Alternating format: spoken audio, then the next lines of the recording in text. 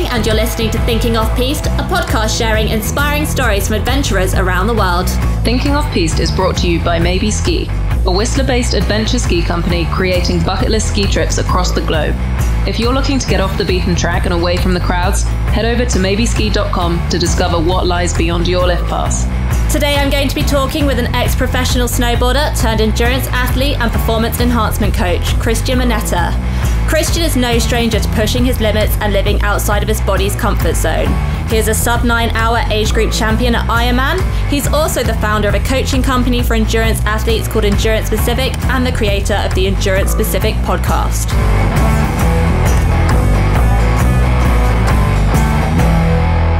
How many triathlons have you completed? Have you lost count, or do you roughly know? I've lost count. Yeah, fair enough. I don't know. It was a lot. There's a lot of Ironmans, in the high teens in Ironmans, not quite as many as my wife. And, but that was always, that was a journey. I was definitely not my wife humbled me for many years and, which was awesome. And, she's a great athlete but it definitely made me level up, and I had big goals, and I wanted to get to Kona, and I had to really commit and do things and change things and essentially be obsessed with it. And I ended up, surpassing where I thought I would be and, how fast I would go or what I could do. Can you quickly break down for me what sort of constitutes an Ironman challenge? What's the distance involved? So it's metric is 3.8 kilometer swim, 180 kilometer bike ride, and then a little marathon to finish off the day. Blimey, it's amazing. Are there sort of cut-off times for each section, or is it just when you can? There are now. I actually, I coach many Ironman athletes and many triathletes and ultra runners, and there are cut-off times for each different things. I can't really, each course has slightly different ones. Swim is usually around the 2 hour 20 mark, I think, to cover that. But there's a total cutoff of about 17 hours. Some races have shorter. There's a few different variables, but there's usually a 17-hour cutoff for the whole Ironman. And, I've coached, people in their 70s that have made cutoff, right? So, by a long way. So I think if people actually do the work, we could probably make the cutoff less than what it is. Yeah. Unfortunately, some people get into it and their focus is on making that cutoff rather than focus on, how can I be as good as I can be in each of the disciplines to not even have to worry about that. When you race the triathlons, how much training do you do on a daily or weekly basis? Well, that's a big question. Okay. Well, what I coach on is life circumstances, right? Because when we didn't have a kid and we came over here, my wife was contracted to race a bunch of races. Like we raced Ironman Canada here, and then we had some races in Europe to race, and then Ironman World Champ, which was amazing. We could still work and coach, and I had a distribution business in recovery tools like foam rollers and stuff with trigger point therapy. A lot of balls to juggle. There was a lot, but that was, in saying that, we still were able to train significantly because, my wife was racing as a professional. So, there's money on the table. And was that through sponsorship? It was through sponsorship and then race winnings and stuff like that. Okay. So, I got to train more than some people would. I think when you're trying to race at a top level, there's a certain amount of volume and time that needs to be dedicated. Now I've seen it ruin families, and you don't want that. So I look at life circumstances and go, okay, let's look at your realistic week and what can we do there? But I don't, I see people going, hey, you can do Ironman on 8 hours a week. Yeah, you can finish it. You may complete it, but it's not going to be the most fun, right? But if you can be, 10 to 12 hours consistently for a long time, fine. And if you want to be performing, it's 15 odd hours. We waste so much time on stuff that's inefficient or not needed. Social media is one thing, all right? How many people were just scrolling? I don't have time. Well, if you got off that or the TV, then you could extract more time. All right. I remember getting into my first ultra, my first 100-miler. I was training, and it was snowing. My wife's dad was, he had late stages Parkinson's, and my wife went back over to the UK, and so I'm there with a 3-year-old, 4 or 5, something like that, and I'm like, okay, I know that he's probably 5. How am I going to do my run? Yeah. I don't have a treadmill. Do that. Okay, we'll have a little big boy talk, and you could sit him in front of the television, and I had a lap that was about 5 minutes around the street. Yeah. So I popped my head in every 5 minutes, and I did that for 2.5 hours for a long run in the snow. And came in, got him some food. That's so funny. And it was like, okay, great strategy though. Yeah, but it was like, hey, how do I make this work? How can I do that? You got to think outside the box, don't you? For sure. There's no such thing as perfect, right? It's just getting it done and being cool with that. So you went from a first-time Ironman split of 11:27, and you took that down to 8:75, which makes you a sub-9 hour athlete. What would you say the hardest part of any Ironman is, and of the process? So big question again. That took some time and took some years, and as I said, took a lot of humbling by my wife. That was so it was 8:57. That was the first time that I actually beat my wife, which kind of poo-pooed her day because in a way, because she won the race outright as a female. She won the female race outright. But I guess that makes you the ultimate power couple. Yeah. So that was pretty cool, but it honestly, there was I'd say like so many people I'd committed to trying to get to Hawaii, but there was trying, there was not like the Yoda, there is no try, there is do. And when I swapped that and went, no, I'm absolutely committed and I'm going to do everything I took, well, then it changed things. And I learned in a race that, I know I mentally gave up, and I still went the fastest I'd done, but I mentally gave up. And that was when I was still in the 10 hours, and I went just over 10 hours. And I could justify all the excuses, but at the end of the day, I mentally gave up. But the beauty of that is, because people don't get that many chances per year to race them. But I was like, hey, I'd signed up for another one in 5 weeks' time, and which was a quick turnaround. But I had that, the benefit there was, okay, mentally, all you have to do is be mentally strong, because physically, you recover, then you can get back into training. So if you're mentally there to do this, you're good. But I took home that this race is mental. Like, it's the swim, the bike pacing and stuff like that. Let me tell you, I still made phenomenal mistakes in that next race.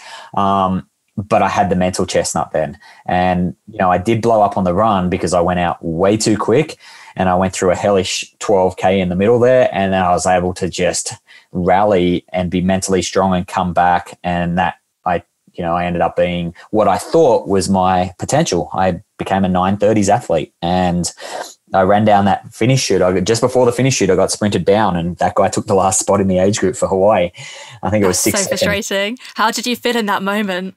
Was it like massive joy or frustration or a massive combination? It was a combo, right? I was so stoked that I actually, executed and did hit, even though there were many mistakes. It was okay, cool, I've got this. And but there was such the knee-jerk reaction as like, oh, okay, so close and missed again.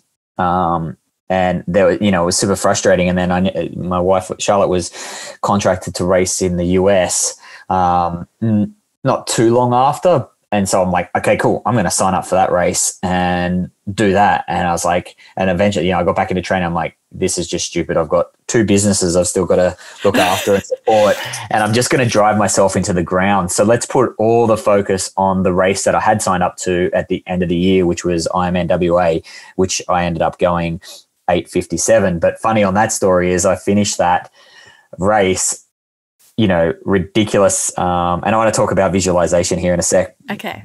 To wrap this up, but that I finished that, and it was like, wow, my wife had won the race. I finished just after her, even though I beat her on time because I started 15 minutes behind her as an age grouper. And, so super stoked. And then the next day, I was like, okay, where did I come? Oh, I came 5th in my age group. There's 3 spots. Yeah. I was like, oh, so I've just gone like a ridiculously fast time, which, back then not many people do in age group. And I was like, what do I have to do to get to Hawaii? This is ridiculous. So I got a roll down. So 2 people in front of me didn't want to go. And so I got that. And that next, and you have to pay on the spot. And back then that was a lot of money. And we had to do it times 2. So my wife got one. But it was like, there's no way I'm throwing that away. No, yeah. And that's what you've worked hard for as well. So yeah. And that was a huge year of just, I went February or March. I can't remember. March, and did, like just over 10 hours. And then, 5 weeks later, I went 9:35 or 37 or something like that. And then that was, April. And then in December, I went 8:57, and it was just like, wow, what a huge breakthrough. You were slicing off your time. And and it was like, people asked me, because I worked my ass off before the event. Like, so I had an expo booth with the products that we sold. So I'm hustling, I'm working hard every day. I think I packed up late the night before the race, and you're working with other athletes, injuries, and I had my own athletes there, and the focus wasn't on me or my thoughts. It was just on, hey, let's help these people, see if they can still fix this niggle and this and whatever. And trying to make a living. Right. And it was cool. But it was like, so it didn't give me time, but people kept, I had some people like, oh, you look like you're in good shape. What do you think? And I'm like, look, honestly, I believe I'm in low 9 hour shape. That was it. And, but I had been doing some runs, which, I kept quiet to myself that, where I daydream and seeing, 8 something on the clock, in the 8:50s on the clock. That makes it more tangible for you though, because you know what you're looking for. Yeah, but it was kind of weird. Like, it was one of those pipe dreams where you're like, really, is this based in reality? And it was just me. I'd be on a run running down near Bondi Beach, and you'd get these shivers when you saw that time, and, in your mind's eye when you're doing your last hard runs and stuff. And then it was so interesting. About 10K to go of the race, I knew I was going under 9. There was no doubt in my mind. Nothing was going to stop me in that last 10K to do that. I'm on cloud 9. I know my wife.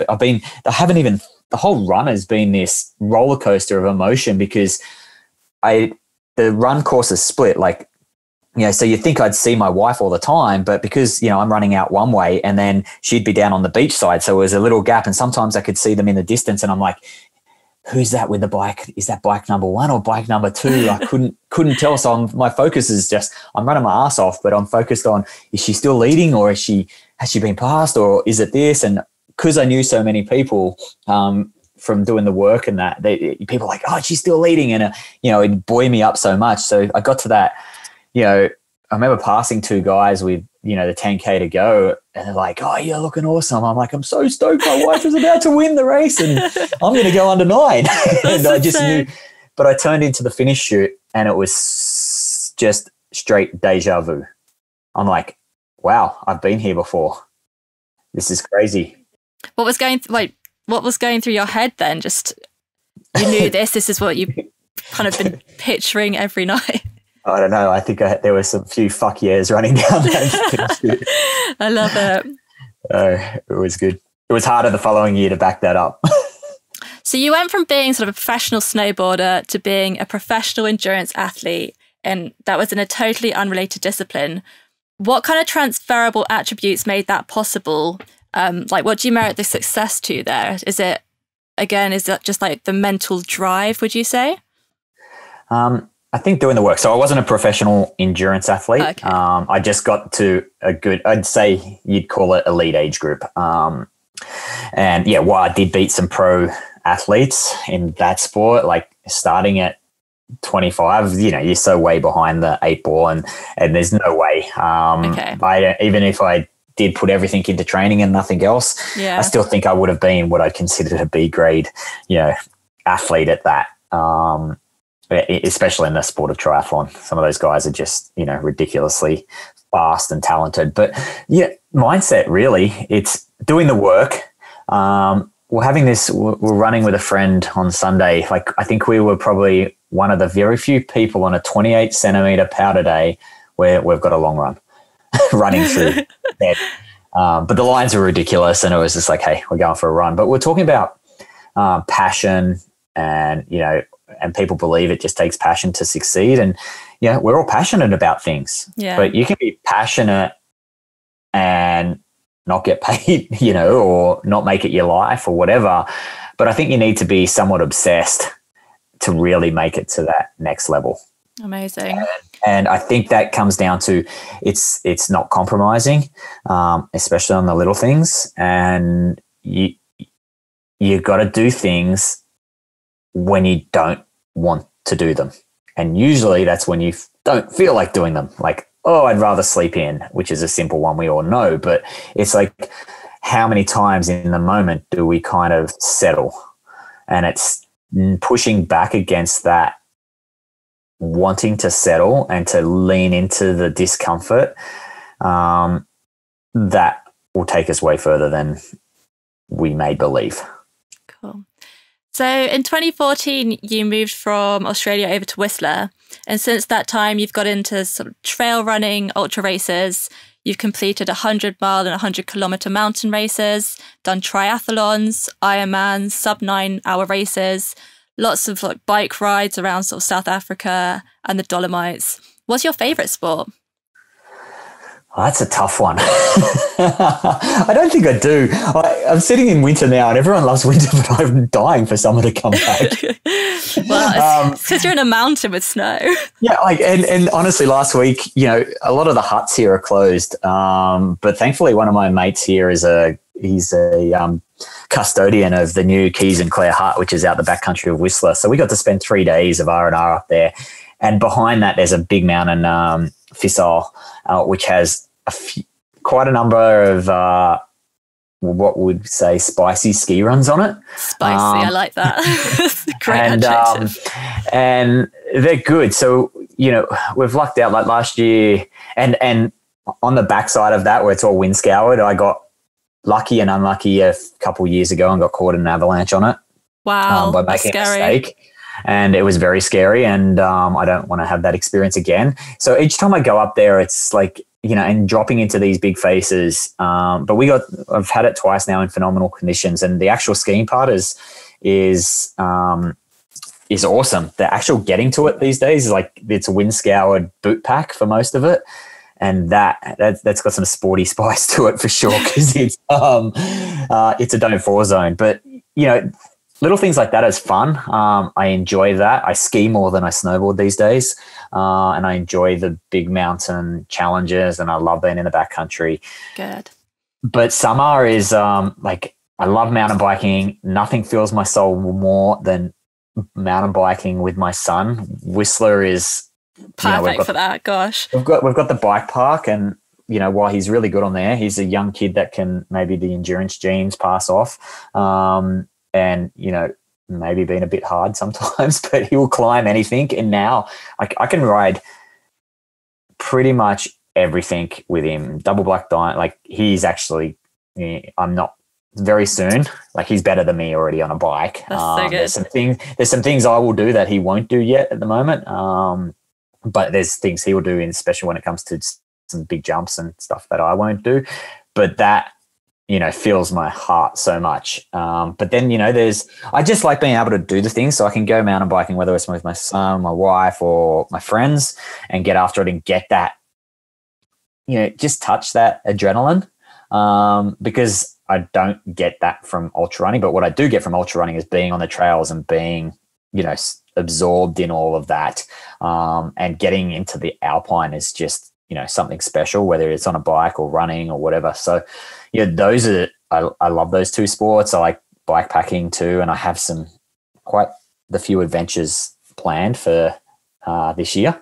And BC is like this place where we have so much. And I have a new hobby as well, which I started getting into at the end of last year, and looking forward to it this year. What's the new hobby? It's hunting. Oh, wow. That's again, it would be a great place like to do that over in Whistler. It's like because Narnia it seems, over there. Yeah, it ticks so many things. And I never thought I grew up in a city like this, and I was so green. I didn't realize I thought they were all rednecks and people that just like to shoot animals and stuff.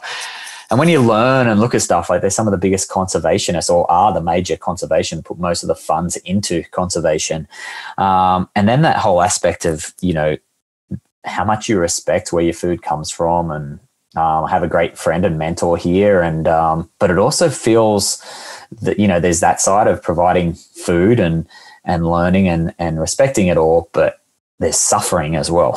And, to some of these hunts is just like we weren't far from the highway, but it was, a 2-hour hike in snow. And then, when we were successful, it was a few hours of field dressing. And then it was a 3-hour hike down double black bike terrain in the snow, and not enough snow that it you could put your foot under fallen logs or whatever, with 100 pounds each on our back. It took 3 hours to cover a mile, and it was just like, wow. And then you can do sheep or goat hunts high in the alpine, and so it ticks quite a few boxes, but so I'm looking forward to that, which will be the end of the year. Most of that stuff happens in fall.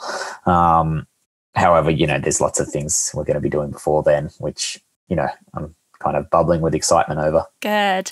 There's actually one of your adventures that I wanted to ask you about. I think it was when you did a 24.5 hour mountain 100 miler, and on this journey you got hypothermia. What was the story of how that happened? That was my first 100 miler. Yeah. And so remember I said just before, decide, commit, act in a way. So one of my decisions on that was I had 3 main decisions on there: that I wasn't going to be an arsehole to anyone, and definitely not my wife and my crew. And, I wasn't going to quit. No way I was going to quit unless medical pulled me off or I broke a bone and I couldn't continue. That was it. That was my decision. And I knew I was in pretty good shape. I get to train in the mountains per se, and I chose a really tough one in Wyoming and Montana. And what happened was basically, if the support crew hit every support station, it would have probably taken about 16 to 18 hours of driving. Wow. And being there. So it was impossible to do that. So we chose some strategically. We drove down to Wyoming from Whistler, so we got a Tacoma truck, and so I can get places. And one of the places they had to, it'd be fine if it was me, but my wife hadn't done that before. But it was a little not crazy four-wheel driving, but she had to go through a couple of creeks and a few things, and then park about a mile away from where that crew aid station was. And I was moving a little bit better than I expected. And I got through to there and they weren't there. And after waiting for a few minutes, I was like, I just got to keep going. And, I got some extra salt from the aid station and kept going. Unfortunately, I didn't get jackets and stuff that I needed. And as we ran to, up into, I think what did we top out at? Around 9,000 feet. So it's in summer though. It's in June, and we started running into a snowstorm. Oh gosh. And how are you feeling? Were you really scared? No, it was okay. It was just keep pushing. A kid run past me without a shirt on. And I'm like, I didn't see him again. I think he definitely did not finish. And because when you're up, you're up. I went through a long bad point on the way up, and these people passing me, and then I got to the point where I was just shaking. Anyway, at the turnaround, because it was a turnaround course, so I got up there, got into this big tent, and absolutely shaking. But it was really cool. I met this couple on the start line, and she was supporting her husband, and she got to there, and she's like, "Don't worry, it's all okay. They missed you, but you've got gear here. I'm going to help you." And I'm nice. like, okay, cool. She got there she got in a rental car and somehow got there. And her partner was hours behind me in the end. And I'm like, this person's a champion. And I end up snuggling up to a guy who's in a sleeping bag for a bit to try and get warm. They had heaters in there. And I spent about 35 minutes in there, and I didn't want to do that. And I got to a point where, hey, I've changed clothes. I'm warm enough. But now all these, and I'm competitive, and all these people start rolling in. It's just so frustrating. And I was just like, I've just got to get out of here. And they're like, you sure? I'm like, yep, I'm good. I'm going to get out of here. Smash it. But the thing, like, mentally, I was like, it was really hard that time when I was going through a bad patch and getting cold, but it was also like, did they have an accident because they had to drive such a long way, or are they okay, or whatever? So instead of being, I was like, at first it was like, oh shit, I've missed my gear, but I'd made that decision. I'm not going to be an asshole, no matter what. And, then I'm more into, instead of thinking about me, I'm like worried about them. And they didn't know. So usually you check in, check out. Someone missed my checkout, so they didn't know that I was coming back. And that's where I was going to pick. They didn't have to leave that crew station because I was running back through there a very long time later. And that's where I'd pick up my first, or my one and only pacer, a friend who she drove from California to come and do that with us. And she was one of my athletes at the time. So I'm running down, but the interesting part of this is like running up, like you're running up through mud, and it's horrible. Like I had some intel before, is like people get to that crew, the halfway, and change their shoes. Don't. Just stick with your shoes until you get back through that. That's interesting. You're running through all that. You're just going to change into brand new shoes and socks and be just back in the mud as again. well. Yeah. Right. So, but it was interesting trying on the way up to try and miss the mud, and you run like it was one of two evils, either running through the mud or trying to run through on the tundra and grass, which was so wet and just icy that you're freezing anyway. And then, but it was interesting. I ran out of that tent. Yeah.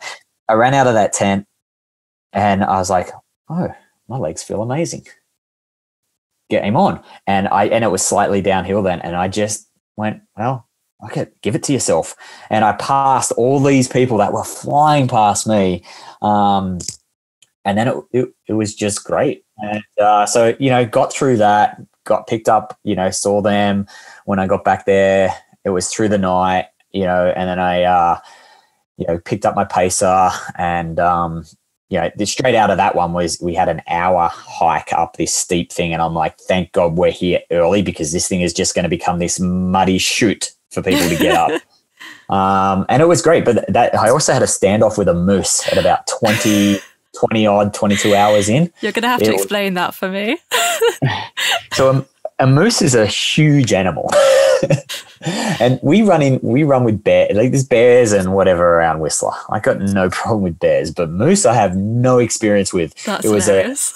It was a cow, so a female, and I'm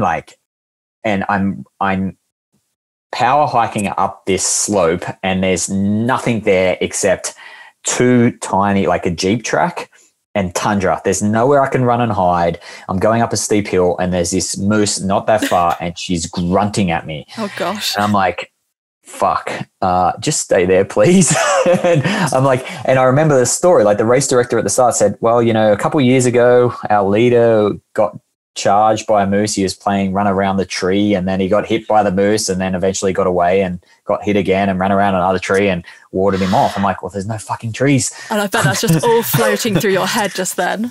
Yeah. And I'm like, gosh, and this thing is just grunting at me. And I'm like, oh, because if they've got young around, those things can be super dangerous. Yeah, because they're going to defend their infants, aren't they? And they're big animals. And I just was just like super slow and just kept an eye on it and like, hey, it's okay, just chill. And I crested that hill, and I can tell you I ran my fastest mile I've ever ran after the other side of that. Thank God it didn't bolt and charge after you. I'm sure they'd be able to run pretty fast.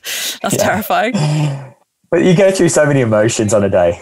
Yeah, it was awesome. Have you had any other sort of freak incidences with Mother Nature, either elements or wildlife, throughout your experience? Or is that that compares with that one?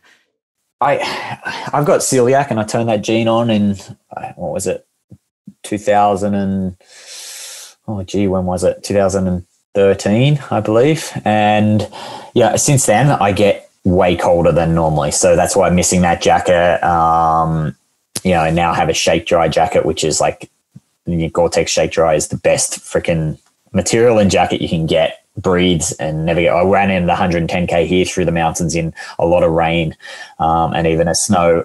And unfortunately, Gore is stopping that material for some reason. It's too hard to make, even though it's their best material, best on the environment and everything. They reckon it's just too hard. Need to have a word with them about that, or sign a petition or something. Yeah, that's the thing is like when people like you buy good or you buy twice. We bought two jackets, two Arc'teryx jackets, because we didn't want to spend $450 each on a jacket. So we spent $250 each on a jacket, and then went and turned around and spent $450 each on a jacket and best decision we ever made. The thing is gold, and a bunch of companies make them. But I haven't had any real, bears here are pretty tolerable. I think it's going to happen more with hunting. Maybe. Well, yeah, Christ. So, but yeah, no, you definitely have wild imagination running through the night in some places. Oh, I did on a training run. I ran into the biggest black bear I've ever seen.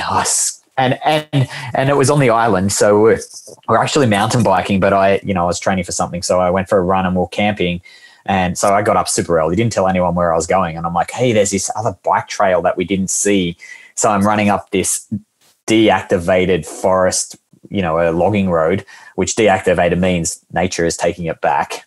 And then it just gets smaller and smaller, and I'm bushwhacking through trees. I can kind of see the trail up until I find the actual bike trail. I was like, oh, this is rad.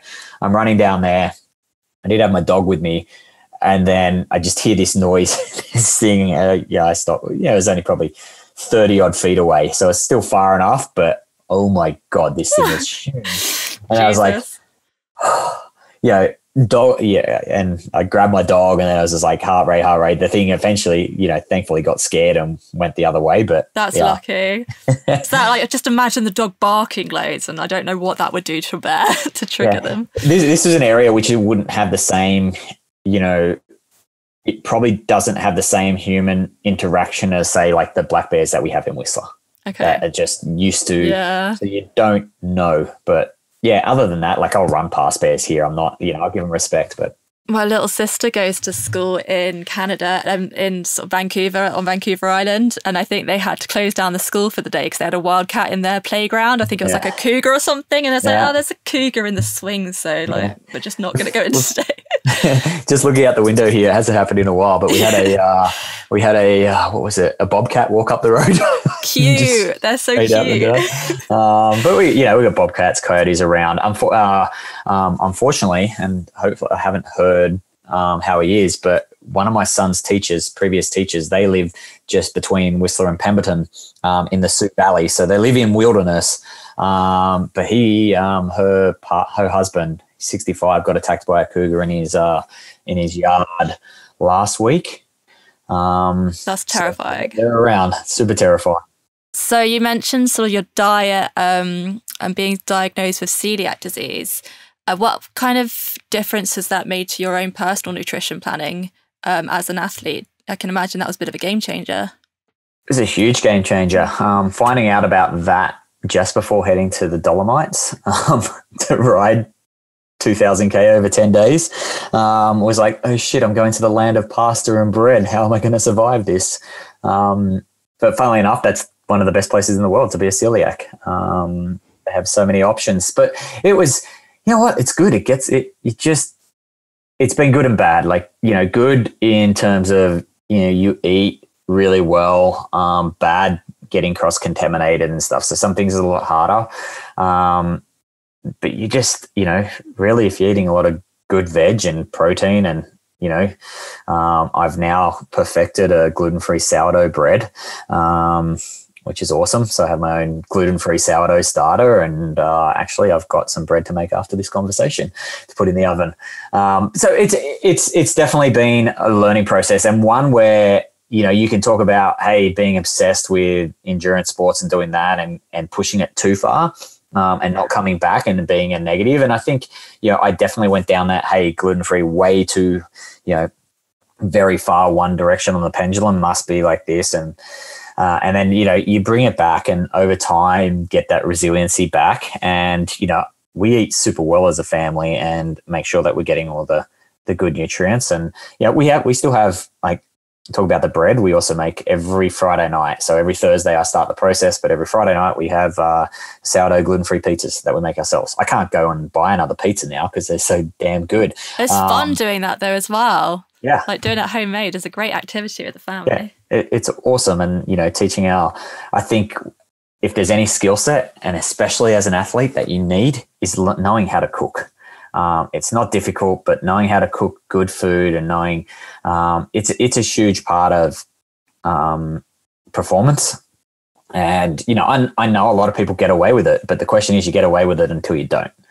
All right. So, I don't believe we need as much sugar and highly refined foods as we're being sold on as athletes, and we need more good fats. And, you brought that balance word up, and there needs to be a balance. You eat good food, and it's coming in and, going, hey, what does this, essential race car need right now? It needs good fuel, and, it's not hard, and good fuel tastes good.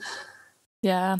Through sort of knowledge and research, there's actually been quite a growing shift of interest into sort of like nutrition and fitness science in more recent years. It's more fine-tuned. In your role as a performance enhancement coach, do you think that the teachings and trainings you practice would be widely different, say, if it was like 40 years ago? Or do you think there's like good reach across it all? I don't think you can dismiss what people were doing 30, 40 or even more years ago. There's so much lessons, and what I think you got to take from them is they performed with simplicity. And we've got so much noise now, and people believe we need all this extra data and this and that, whatever. And we don't. We need to become more intuitive. And I think because of that noise, we've lost the art to become intuitive. Like when people we get blinded by it. Yeah, what does hard mean? Well, people don't know how to go easy. What is easy? And you're like, this should be simple. And you kind of need to reset that whole guideline and get people to kind of ditch their technology for a bit, just so you can learn to listen into what your body's telling you. And it's pretty powerful. Like we're our own best heart rate monitor, we're our own best power meter. But people need to buy into that, and it's really tough for them to do. Yeah, makes sense. I also wanted to quickly touch on your business, Endurance Specific, and about sort of the coaching you do with your athletes. Mm-hmm. Is there like a go-to exercise or piece of advice that you think that you use like quite far and wide? Suspend disbelief. It is. It's that, like, where do people come from? Where are they coming from? What are they bringing to the table? I think when people get a coach, and everyone should, right? Early on, there was no coaching in snowboarding. I wish there was. I would have had, there's snowboard instructors and stuff like that, but I got on a board and was able to ride. If you look at high performance snowboarders or skiers now, they all have coaches. I look at my son's been here since he was 3 years old. He's had bike and ski coaches and snowboard coaches since then. And it's definitely representative of why he's good. Yes, he has genetics, but that's improved upon because of the coaching. I'm a coach, endurance coach. I've used other triathlon coaches. I've used, when I got into ultra, I could have got through there myself. Maybe I would have done too much. I researched and then, reached out to a prominent coach and was coached for a couple of years. I was coached last year by a mountain bike coach, completely different, like still in more in strength and conditioning, recovering from a dislocated and fractured shoulder from biking. So I always do that. And I've just employed another coach for this one because I'm writing a book. So I believe in the benefit of coaching and using a coach, because they can teach you. I'm never going to know it all. And far from it. And, what gels with athletes and me may not be for some people and maybe for other people, right? So I think the thing is really understanding what both parties bring to the table, because I ask myself the question, like, is a significant investment for the book coach?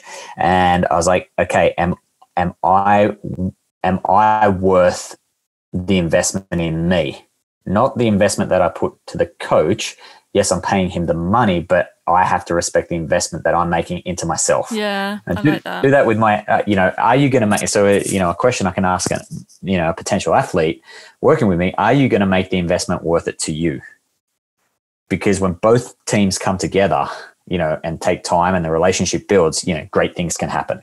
Yeah. Communication is a big thing. That's the one thing I'd say is, if there's one, bit of advice, is communicate. I'm anal about post-activity comments versus data. Yes, the data is important, but it only shows such a small insight into what the training session is or whatever it is. But how do you feel? What did you learn from it? Hey, I felt really tired, but the session got better and better. It was one of my best evers. And it's like, great, because what you just learned is, hey, you had some maybe unmetabolized waste products still in the body, and you cleared those out early by not rushing performance, really taking it easy and doing that warm up and getting through there. And then all of a sudden, hey, the pipes got cleared and things came good. Now you've gained consistency, and guess what? You're mentally better for it because you've just learned a very valuable lesson. Because not all days racing are going to be great days, but it doesn't mean performance is not going to be great. It just means it's going to feel painful, but you can still perform. And that's a huge lesson. You talked about sort of your coaching. What's like a hurdle or one of the most common hurdles you cross with your clients? Self-belief. Yeah. Okay. It's real. It is. It's so real, and it's difficult to do the inner work, right? People. You can do all the hard work you want, but if you don't believe in yourself, and unfortunately other people outsource all this. They want other people to believe in them first to then believe in themselves, and it doesn't work. You have to, you have a look at yourself in the mirror, and you're like, hey, be accountable to yourself, and be like, hey, yeah, okay, I let myself down there. I missed once, maybe don't miss twice, or just go, hey, have that inner reflection and go, what do I need to work on? Because every time you quit or do something, it gets easier to do each time. But when we need to get stronger, and I always say this, because everyone's like, oh, what book can I read about mental strength and developing my mental performance? I'm like, well, there's plenty of books out there, but they aren't going to help you. They might give you some tactics or ideas, but the way to get mentally tough is in the moment when you have the decision to make. I can either settle or I can push through. I can quit or I can push through. And I love this analogy by Goggins again, as he has his cookie jar thing. We all have a cookie jar of past successes. So, fill that cookie jar with, think about some of those things, those times, whether it's a session or something else you did well or whatever, that you can pull that cookie jar, pull that cookie from the cookie jar and go, hey, in this moment right now when everything's just tough and I want to get comfortable and quit, what cookie can you pull to prove to that other voice, that negative voice, that no, you're strong enough and you can push through there. And every time you push through, you kind of sharpen that sword and you become more mentally tough. And, I have this absolute kind of unbreakable belief now that I'm this absolute monster when it comes to the last 30K of whether it's 100K or 100 miler or whatever.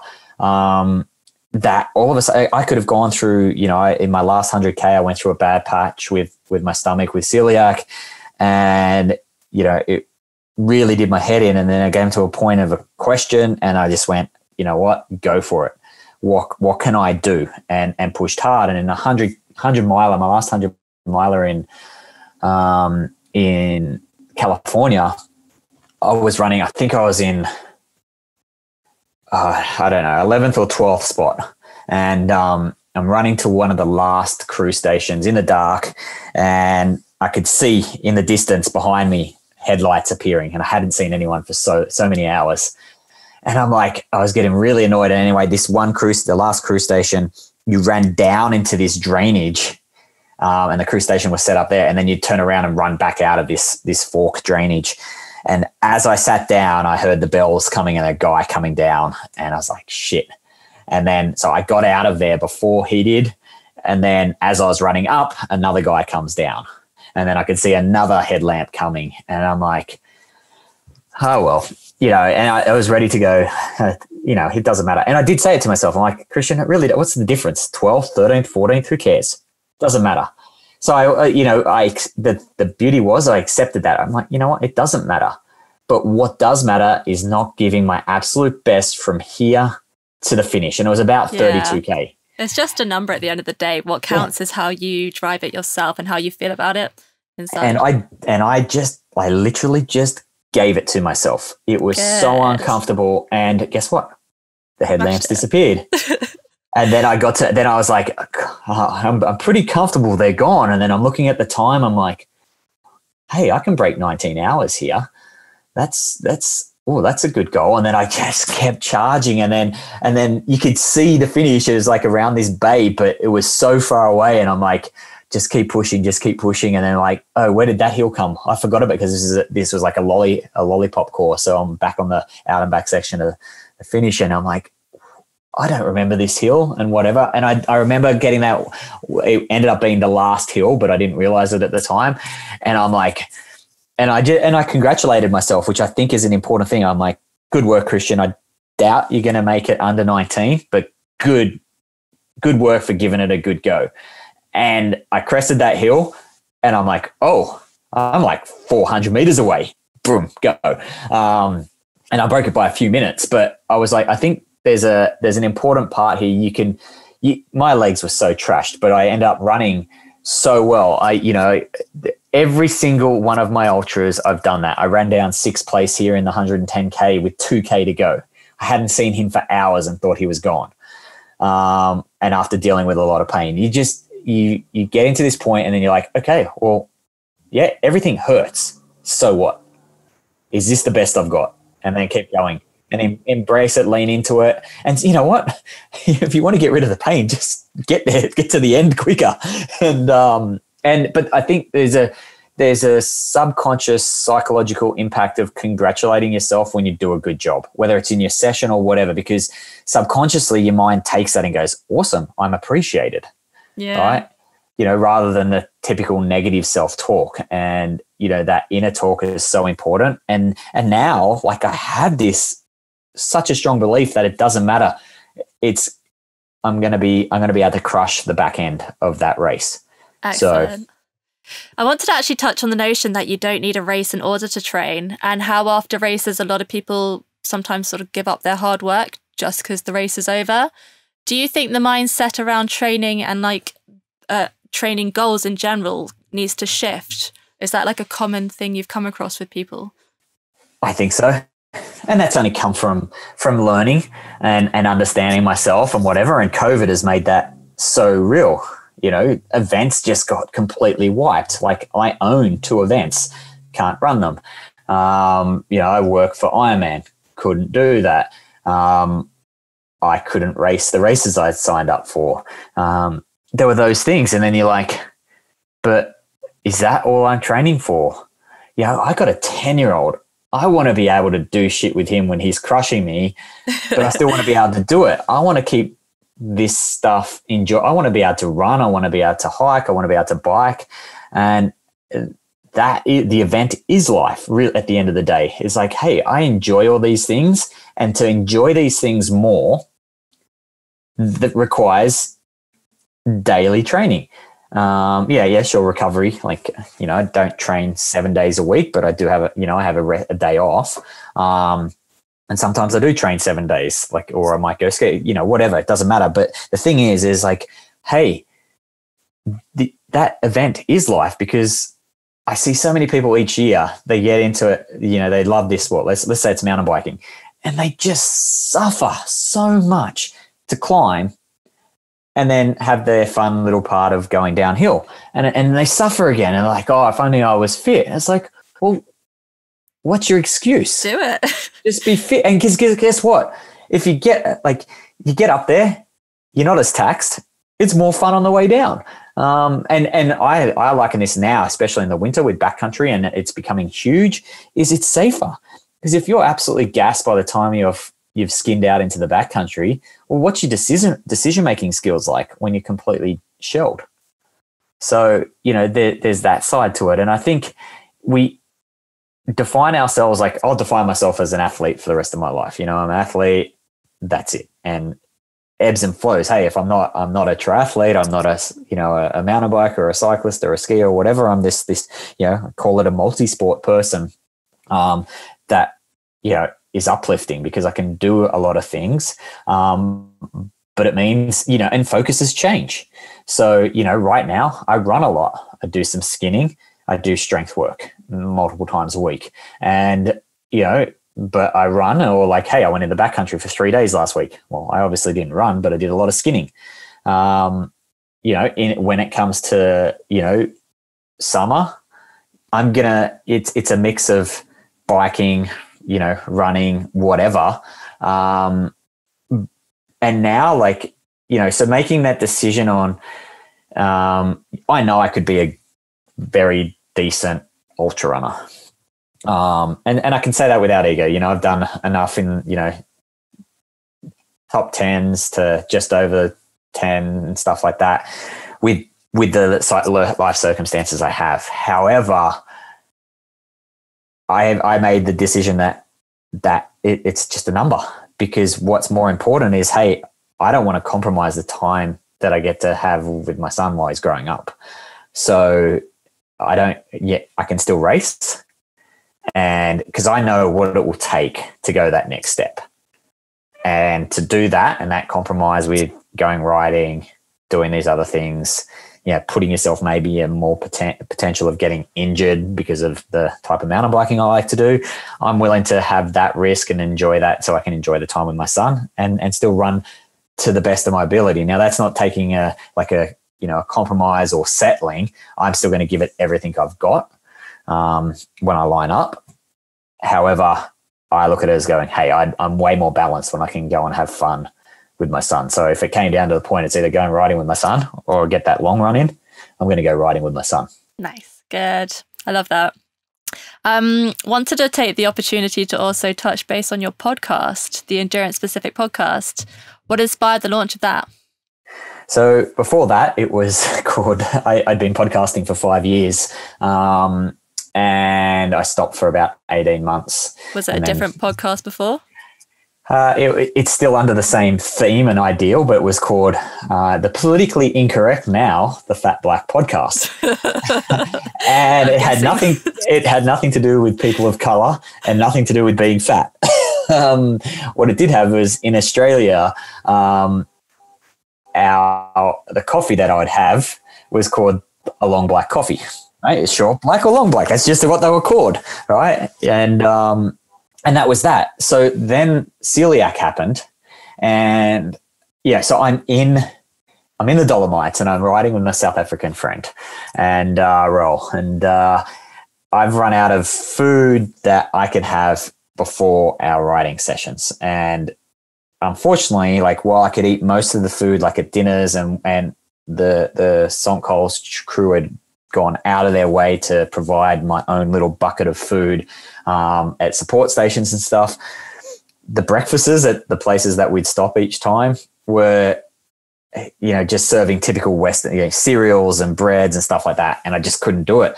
And, I had some shakes at first. I ran out of those, and I'm like, oh, what the hell am I going to do to fuel me? And my buddy's like, just put that butter there in your coffee and stir it. And this is before bulletproof coffee and like properly came in and all that stuff. And anyway, I had it, and I was like, wow, it tastes all right. And damn, I feel good. And, I had a good ride, and I've been doing it ever since. And, I added fat to my black coffee, so it became the Fat Black Coffee. So, and it got to a point where I was like, I'm just sick of having to tell people why it's called this. Yeah. But it was about that. So, with the hilarious name. Yeah. And so when I brought it back, I was like, well, we'll just call it something more that, hey, people understand what the topic is about. So, it's about all things endurance for all endurance sports. And, my wife and I are doing, a series at the moment as, no BS guide to getting good.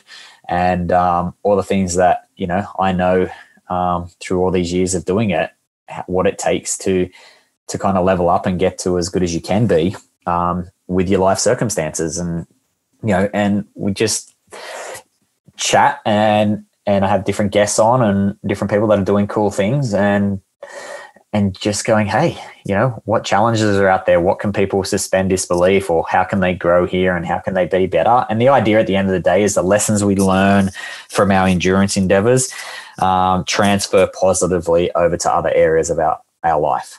And that's the major goal. Amazing. So how can people tune in from home? What's your website? So Endurancepacificcom is the website, and you can find everything from there.